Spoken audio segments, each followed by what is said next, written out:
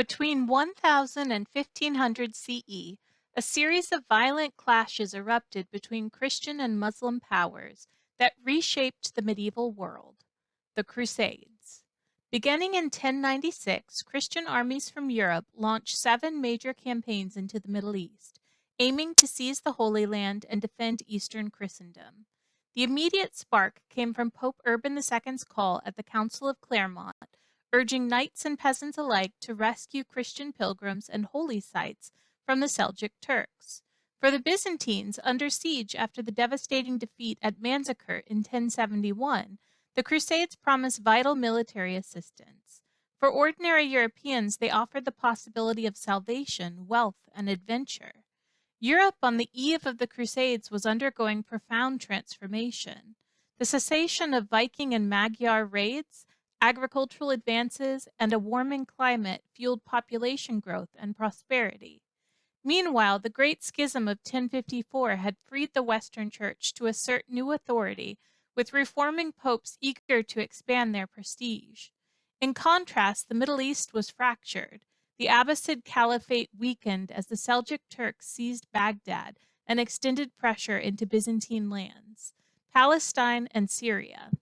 This convergence of European resurgence and Islamic expansion set the stage for conflict. The Crusades were motivated by multiple causes: the defense of Eastern Christendom, the preservation of Christian culture against Islamic expansion, the symbolic liberation of Jerusalem, the lure of wealth and new lands, and the promise of indulgences that granted forgiveness of sins. Leaders such as Pope Urban II framed the wars as holy missions, while Muslim leaders like Saladin envisioned the defense and restoration of Islamic lands.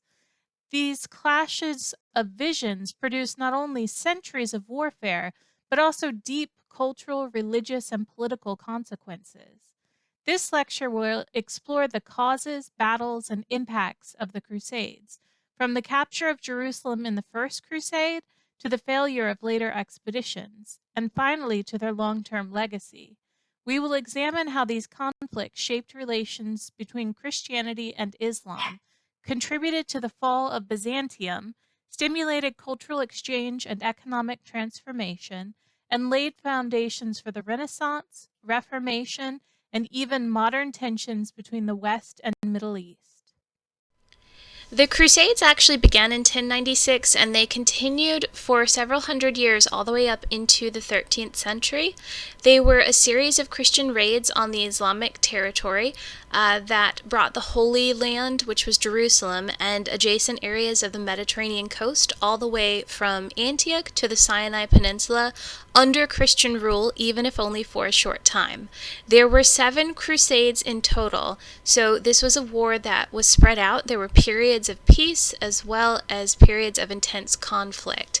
And in order to really understand the beginning of what causes the Crusades, you have to understand a little bit about what emerged in both Europe as well as the Middle East during this time period.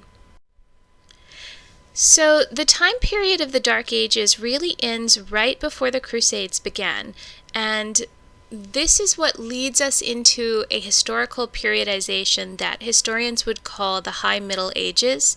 If you remember from the movie you watched on the Dark Ages, throughout most of the Dark Ages, there were several invasions on Western Europe, and they were completed by both the Vikings and the Magyars.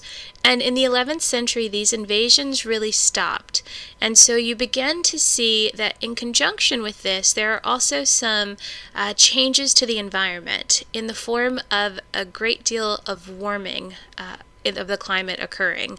And as it becomes warmer, they begin to be able to grow a bit more, and they have agricultural advances, and so the population begins to increase, and you see more stability within the political system and within their lives in general.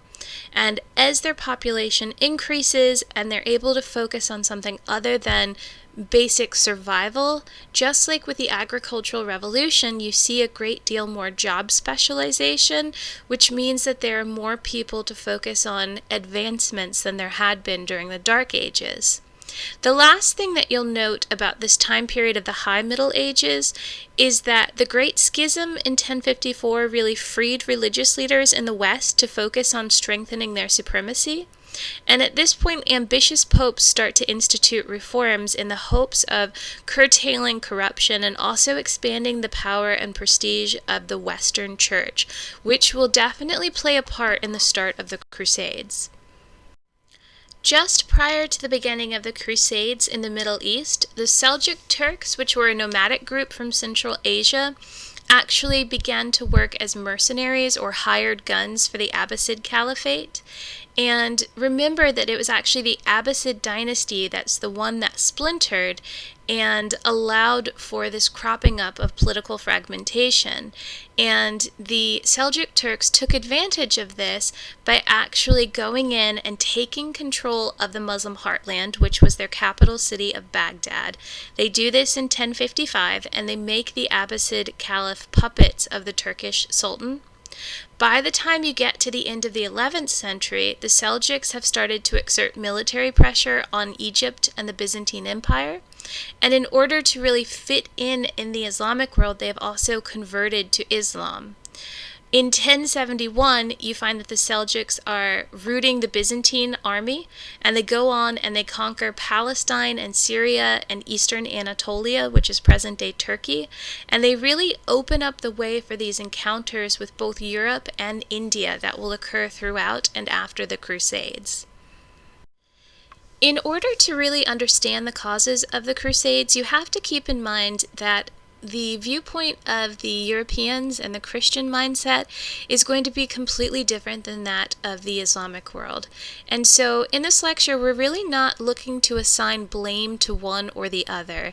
And I'm going to talk about this holistically and keeping an eye out for both sides and both of their viewpoints, as it's not really a historian's job to assign a label as to who started it or who's to blame for it, but to really fully understand the big picture. And so I think it's important to understand this big picture, to actually take some of the words that were spoken by some of the powerful men who began the Crusades. And so we're going to look at Pope Urban II's speech that he gives in 1095 that really calls the Crusades to the forefront.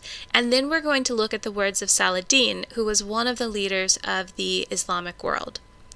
So in 1095, Pope Urban II says, "Although, O sons of God, you have promised more firmly than ever to keep the peace among yourselves and to preserve the rights of the Church, there remains still an important work for you to do.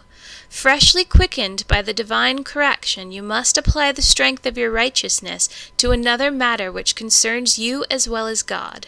For your brethren who live in the East are in urgent need of your help, and you must hasten to give them the aid which has often been promised them. For as the most of you have heard, the Turks and Arabs have attacked them and have conquered the territory of Romania, or the Greek Empire, as far west as the shore of the Mediterranean and the Hellespont, which is called the Arm of St. George. They have occupied more and more of the lands of those Christians, and have overcome them in 7 battles. They have killed and captured many, and have destroyed the churches and devastated the empire. If you permit them to continue this for a while with impurity, the faithful of God will be much more widely attacked by them. On this account, I, or rather the Lord, beseech you as Christ's heralds to publish this everywhere and to persuade all people of whatever rank, foot soldiers and knights, poor and rich, to carry aid promptly to those Christians and to destroy that vile race from the lands of our friends. Moreover, Christ commands it. All who die by the way, whether by land or by sea, or in battle against the pagans, shall have immediate remission or forgiveness of sins. This I grant them through the powers of God with which I am invested.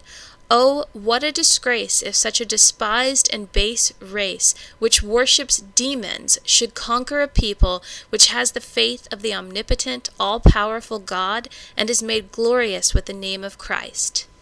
And as you can see throughout much of this speech, Pope Urban relies on some pretty emotional language to call Christians to fight in the Crusades.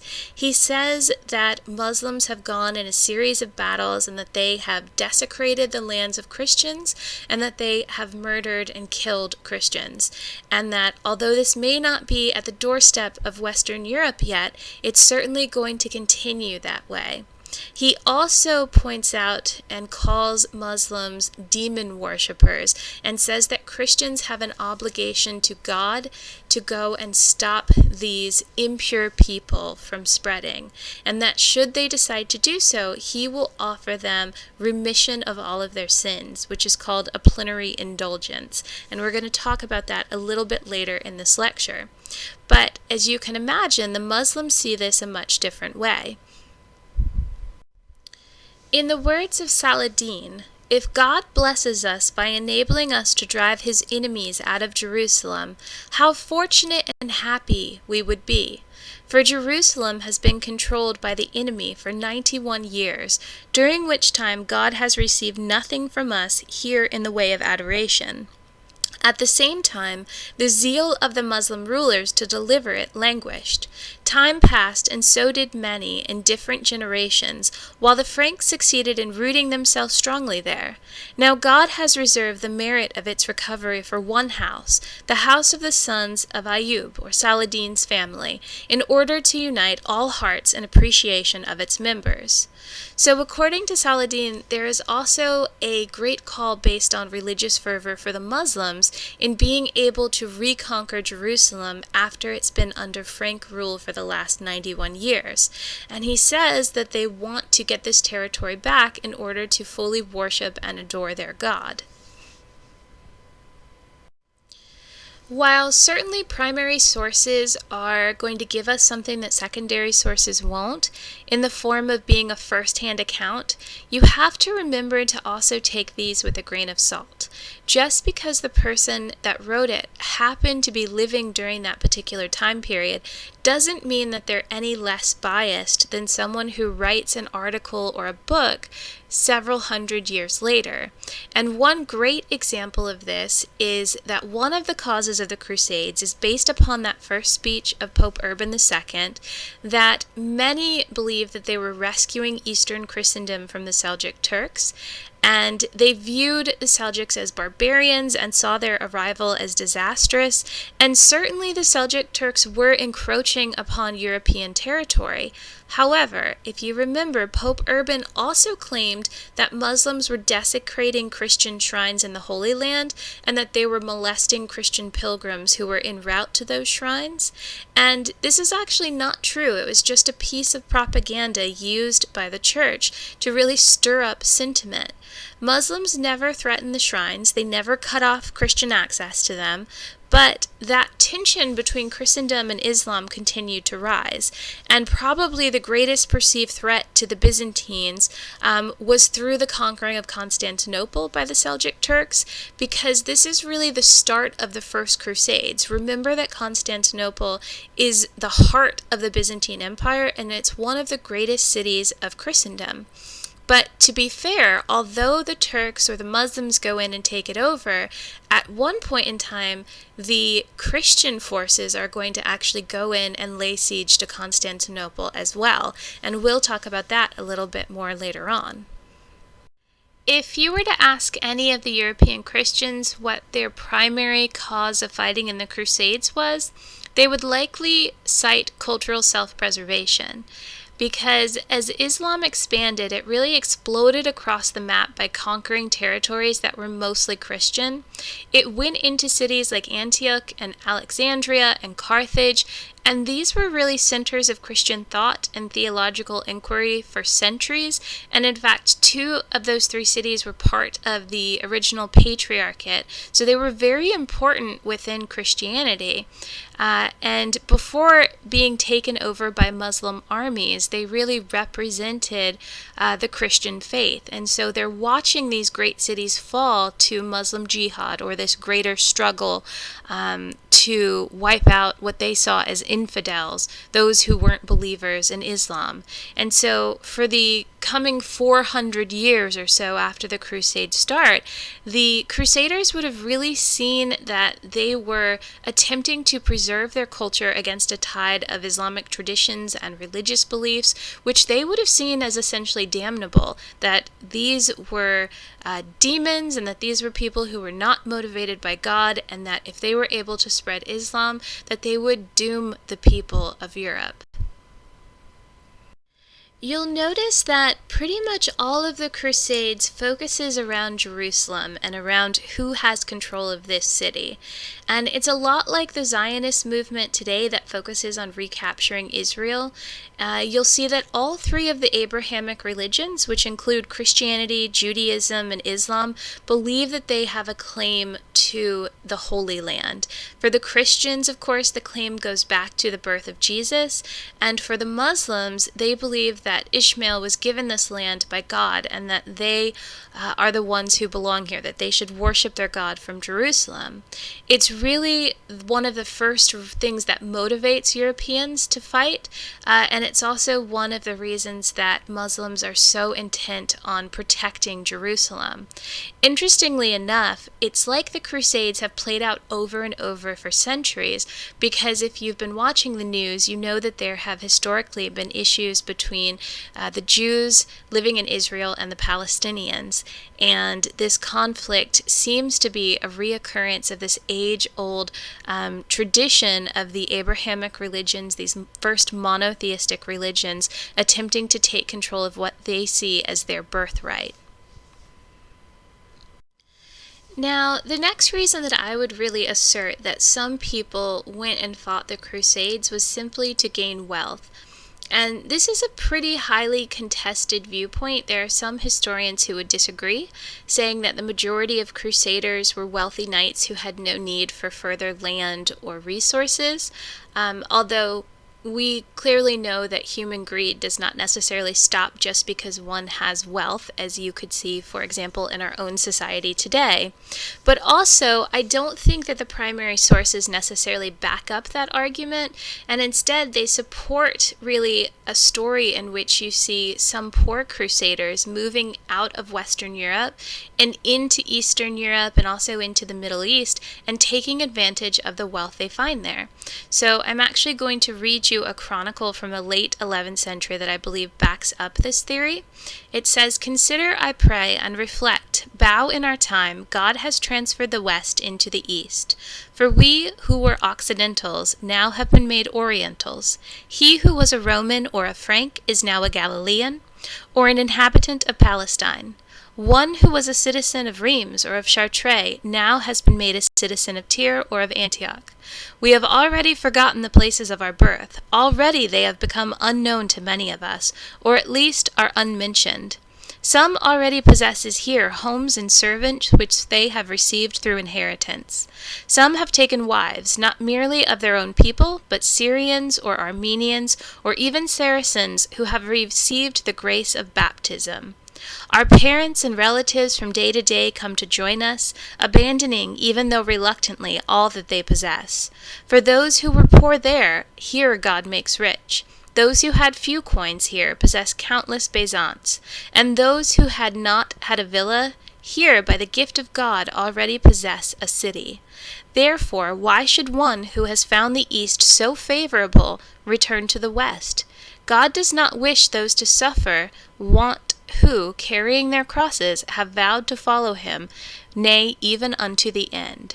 So what this chronicler is saying is that the people who come from Western Europe, from a place of incredible poverty and this sort of rural existence and feudalism with high illiteracy rates, very high, death rates, have moved into fighting the Muslims in the Byzantine Empire and also in the Middle East, and they've been able to baptize and marry some of the women there. They've gained villas and land and entire cities, and they found great wealth. And so certainly it could be argued that there's not just a religious justification for this war, that they're not just fighting over the Holy Land or over whether Islam or Christianity will take over, but they're actually fighting also for a gaining of wealth and a bettering of their lives, and in some cases often at the expense of other people. If you remember in that initial speech of Pope Urban II, he discusses a remission of sins for those who were willing, both crusaders and noblemen and peasants alike, to go into the Holy Sepulchre or the church in the Christian quarters of Jerusalem and help take Jerusalem back, that they will receive remission for their sins. He also offers them pardon for their crimes as well as for some of the debt that they would owe. And you have to keep in mind that this is a kind of world that's much different than that of today. And this is not meant to be a criticism of religion or the institution of religion in any way.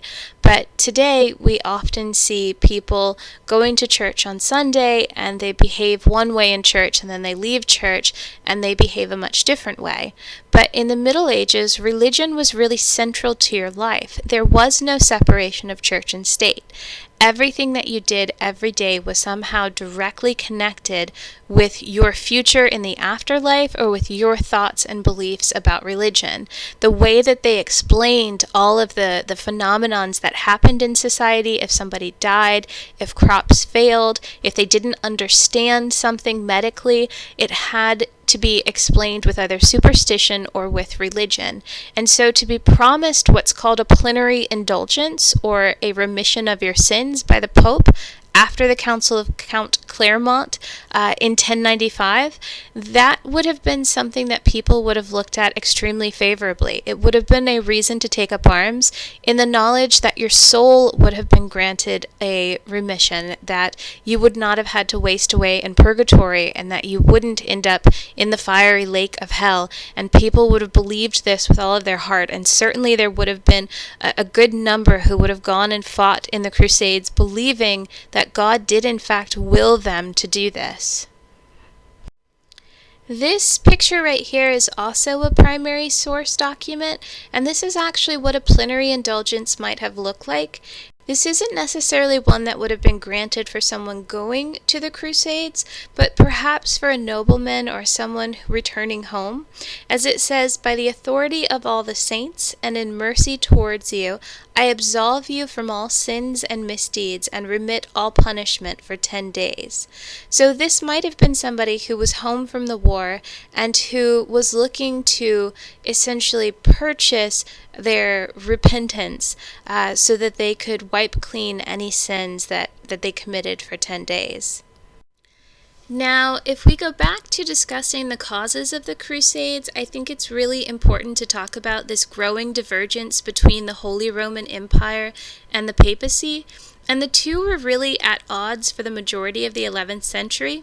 The Pope saw the empire as their protector against pagan enemies, and the emperors needed the church's recognition so that the emperor's authority could be recognized as coming directly from God. But really, their symbiotic relationship ended with this.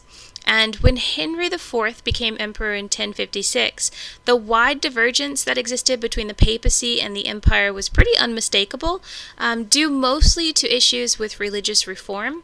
And so the Holy Roman Empire was really divided between people who supported the Pope and those who supported German bishops that resented the Pope's reforms, and also the fact that the Pope had allied himself and the Holy Roman Empire with the Normans. And the Normans were these groups of Vikings that were coming in and invading parts of the Holy Roman Empire. In fact, in 1084, there was a council of German bishops that actually deposed Pope Gregory VII and elected their own anti-pope. How would you like to have that as your title? You'd be the anti-pope.